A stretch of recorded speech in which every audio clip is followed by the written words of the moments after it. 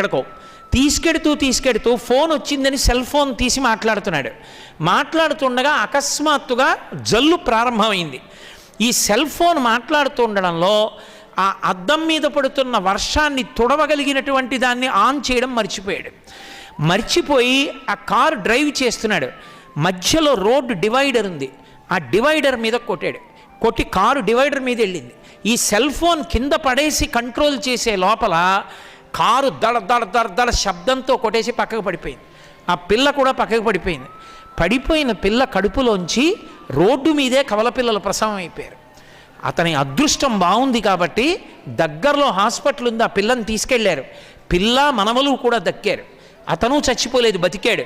కానీ ప్రాణాలు హడిలిపోయి ఆ పిల్లలకి ఏమైందో, ఆ అమ్మాయికి ఏమైందో, తన బతుకేమైపోతుందో అని హడిలిపోయాడు. మాట్లాడకూడని చోట సెల్ ఫోన్ మాట్లాడడం